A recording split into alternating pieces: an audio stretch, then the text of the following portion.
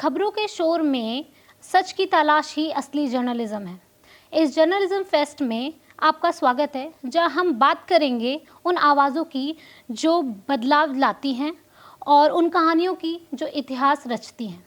स्वागत है आपका AFT 24/7 नोएडा में। मैं हूं आपकी होस्ट सेजल और आज हमारे साथ मौजूद हैं editor in chief of Jantantra Jitendra Sharma. We welcome you sir. Sir, अक्सर देखा जाता है कि क्लाइमेट चेंज की जो न्यूज़ होती है वो बोरिंग या फिर टेक्निकल कहकर साइडलाइन कर दी जाती है। तो आपके हिसाब से ये मेन स्ट्रीम प्राइम टाइम का हिस्सा कैसे बनाया जा सकता है?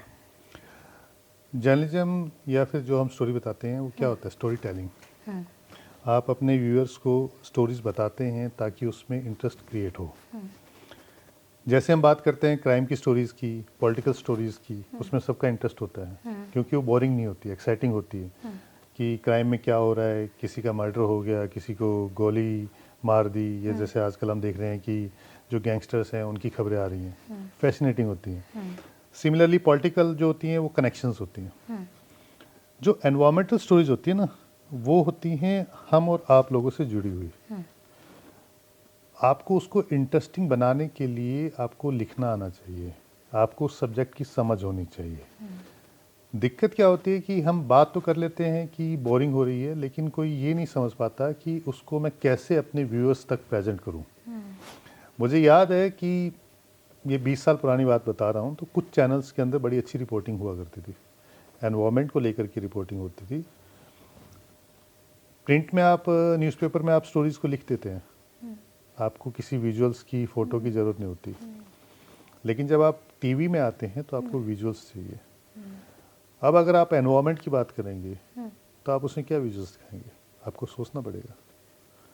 वो स्टोरी टेलिंग में होना चाहिए कि मुझे इस तरह से व्यूअर्स को अपने स्टोरी के बारे में बताना है, समझाना है, रिपोर्ट्स के बारे में बताना है, इस रिपोर्ट से क्या समझ में आएगा, उसको पढ़ना पड़ेगा। ट्रिकी सब्जेक्ट है, डिफ़िकल्ट सब्जेक्ट है, उसमें टाइम इन्वेस्ट करना पड़ता है। टाइम अगर आप इन्वेस्ट करेंगे, स्टोरी टेलिंग अच्छी होगी आपकी, तो निश्चित तौर पर व्यूअर्स को मज़ा आएगा और वो इस स्टोरी को देखेंगे भी। तो हमें खुद से सोचना है कि एज ए जर्नलिस्ट क्या हम अपनी स्टोरीज जो हैं वो अपने व्यूअर्स को, दर्शकों को अच्छे से बता रहे हैं? क्या इस सब्जेक्ट के बारे में हम उन्हें एजुकेट कर रहे हैं? एजुकेट करना और इन्फॉर्म करना टू डिफरेंट चीज़ें। जैसे आपने कोई गोली चल गई, आपने इन्फॉर्म कर दिया, लेकिन हवा ख़राब है, ये इन्फॉर्म कर दिया, लेकिन क्यों ख़राब है, इसके पीछे वजह क्या है, वो आप एजुकेट कर रहे हैं। तो ये हमें एज ए जर्नलिस्ट समझना होगा कि हम अपने व्यूअर्स को एजुकेट कर रहे हैं एक सब्जेक्ट को लेकर के, उसके बारे में, या सिर्फ हम इन्फॉर्म करके चल रहे हैं कि आज गर्मी बहुत ज़्यादा है, आज बारिश हो जाएगी, आज वहाँ पे ठंड पड़ेगी, आज बारिश जो है खूब तेज़ ओलों के साथ बारिश होगी। तो ये हमें सोचना पड़ेगा। इसीलिए अच्छी खबर नहीं है तो लोगों का इंटरेस्ट भी ख़त्म हो रहा है। तो हमें मोर इंटरेस्टिंग बनाने के लिए इन खबरों को तो हमें कुछ ऐड करना पड़ेगा, ज़्यादा ऐड नहीं करना विजुअल्स। पड़ेगा, ऐड नहीं करना पड़ेगा। आप अपने व्यूअर्स को स्टोरी कैसे बताना चाहते हैं, कैसे समझाना चाहते हैं ताकि वो आपकी स्टोरीज को देखें, तो वो आपको अपने व्यूअर्स तक लेके जाना पड़ेगा। जैसे हम अखबार में स्टोरी लिख देते हैं, तो जब आप अखबार में खबर लिखते हैं या आप बुक पढ़ते हैं, तो आप उस चीज़ को विजुलाइज करना शुरू कर देते हैं। तो वो आपके दिमाग में चलती है कि अच्छा ये इस तरह की सिचुएशन चल रही होगी। वो आपकी स्टोरी टेलिंग का हिस्सा है। अगर आप बोरिंग बुक पढ़ेंगे तो आपको मज़ा ही नहीं आएगा। तो वो राइटर्स की दिक्कत हुई ना कि उसने अच्छी किताब नहीं लिखी, अच्छे वे में नहीं लिखी। सिमिलरली जब आप टीवी पे कोई स्टोरी डालते हैं, अगर आपके विजुअल्स, अगर आपके जो वीओ है वो मिसमैच है और आपकी प्रेजेंटेशन पुअर है, तो आप नहीं देखेंगे। आप अच्छी फिल्म देखने जाते हैं तो आपको लगता है ना, अरे वाह क्या एक्शन था, अरे वाह क्या क्रोमा ग्राफिक्स था, अरे वाह उस पर आदमी ने क्या अच्छे तरीके से डायलॉग बोला था। वही अगर फ्लैट तरीके से डायलॉग बोलेगा, एक्शन चलेगा, तो आप देखेंगे उस फिल्म को, आप कहेंगे बेकार है। तो हम हर एक चीज़ की अपनी अपनी एक जो ना दायरे होते हैं। प्रिंट का अपना दायरा है, डिजिटल का अपना दायरा है, इलेक्ट्रॉनिक का अलग अपना दायरा है। उसका जो व्यूअर्स हैं वो अलग हैं, स्टोरी टेलिंग का जो तरीका है वो डिफरेंट हो जाता है। तो एनवायरनमेंट या कोई भी सब्जेक्ट मैं कहूँगा बोरिंग नहीं होता। हर एक की अपनी अपनी एक्सपर्टीज़ होती है। आप उस सब्जेक्ट को उस एक्सपर्टीज़ के साथ अपने व्यूअर्स के पास लेके जाएंगे तो निश्चित तौर पर वो देखना चाहेगा। आज कौन ऐसा आदमी है जो ये नहीं जानना चाहता कि मेरे आसपास का AQI क्या है? टॉक ऑफ द टाउन है, हर कोई जानना चाहता है, हर कोई देखता है, मोबाइल उठते ही देखता होगा, अच्छा आज AQI ये सबको पता है। लेकिन इसके पीछे की वजह आप बता सकते हैं मुझे? नहीं बता सकते। आप किसी से पूछ लीजिए, वो AQI जानता है, लेकिन इसके पीछे की वजह क्या है ये कोई नहीं बता पाएगा। क्यों ये दिवाली के आसपास जब मिस्ट बननी शुरू हो जाती है उसी समय में ये AQI इतना बढ़ता है। AQI लगभग पूरे साल रहता है, लेकिन आपकी हवा जो है बिल्कुल ख़राब होना, जो पार्टिकल्स हैं वो क्यों ऐसे समय में शुरू हो जाते हैं? क्यों? क्योंकि वो हमारा जो एनवायरमेंटल जो प्रोसेस है, जो दिल्ली है, जो एरिया है, वहाँ पर जब वो मिस्ट जमनी शुरू हो जाती है तो जो डस्ट पार्टिकल्स हैं वो जमने शुरू हो जाते हैं। उसके पीछे वजह क्या है? उसके पीछे वजह कंस्ट्रक्शंस हैं, उसके पीछे आपका एनवायरनमेंट है जहाँ पे इतने डस्ट पार्टिकल्स घूम रहे हैं, आपका व्हीकल जो मूवमेंट्स हो रही हैं उसके आपके पार्टिकल्स हैं, आपकी जो सफाई करने का जो तरीका है, जो धूल उड़ती है वो एक तरीका है, वजह है। तो ऐसी 100 वजह हैं, लेकिन आपने अपने व्यूअर्स को बताने की कोशिश की क्या इस तरह से स्टोरी टेलिंग की कि सरकार जो है उसको वापस लेने पे या समझने पे मजबूर हो जाए? 2000 में जो है CNG आई थी, CNG लागू हो गई थी, CNG बसेस लागू हो गई थी, उसका इम्पैक्ट आज हम पे कितना दिख रहा है? क्या उससे फ़ायदा हुआ कि नुकसान हुआ? आज सारी बसेस जो हैं CNG पे चल रही है, लेकिन पॉल्यूशन आज भी आपका वही है। कभी सोचा है आपने? हमें इन सब चीज़ों को लेकर के सोचेंगे, स्टोरीज बताएंगे, दर्शकों तक लेके जाएंगे, तभी उनके अंदर इंटरेस्ट बनेगा। ज़रूरी ये है कि जब जिस सब्जेक्ट के बारे में आप बात करते हैं तो उस सब्जेक्ट के बारे में आप खुद समझिए, तभी आप दूसरे को समझा पाएंगे।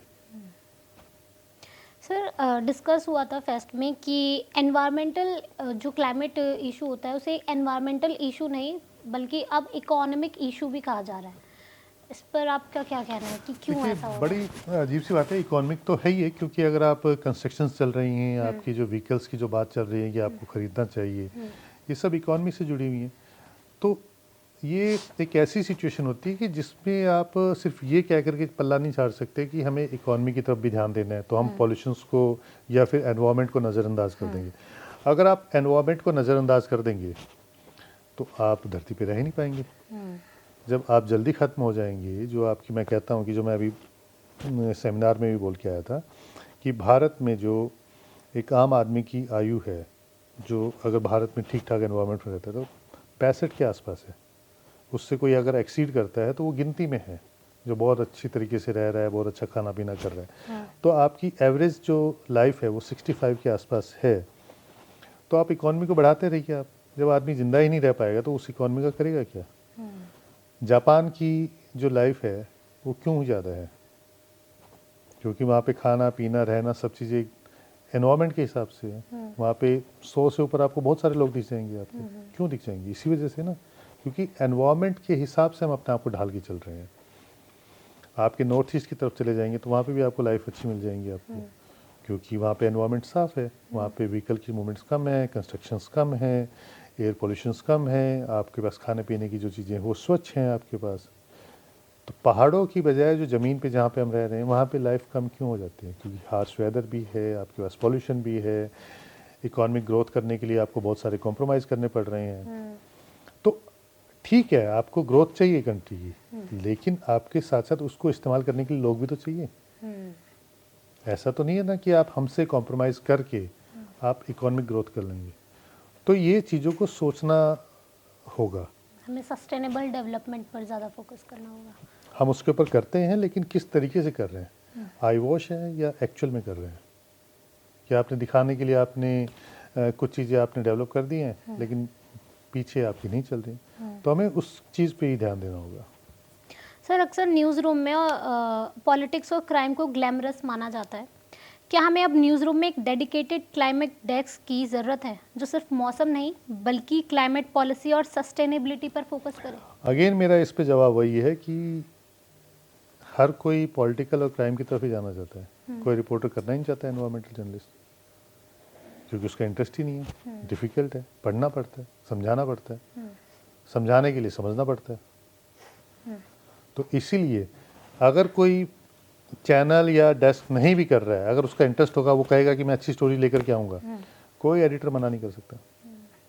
आज कोई रिपोर्टर कहे कि मैं आपको एक बड़ी अच्छी खबर लेके आऊँगा, मतलब ही नहीं एडिटर मना कर दें।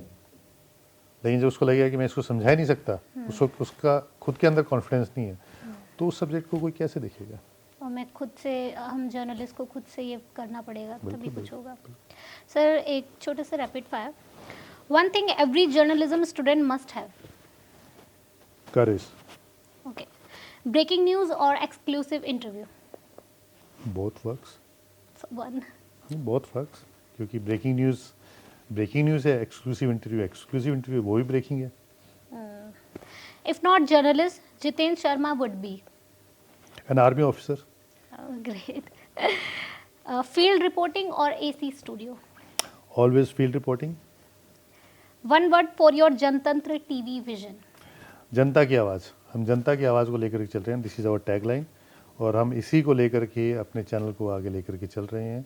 जनता से जुड़े हुए जो मुद्दे हैं हम उसको हाईलाइट करते हैं, चाहे वो पॉलिटिकल हो, चाहे वो सिविक हो, चाहे वो क्राइम से जुड़े हों, जो भी चीज़ें हैं जनता की आवाज़ बन के हम जनतंत्र लेके चलते हैं। जनतंत्र का मतलब भी यही है।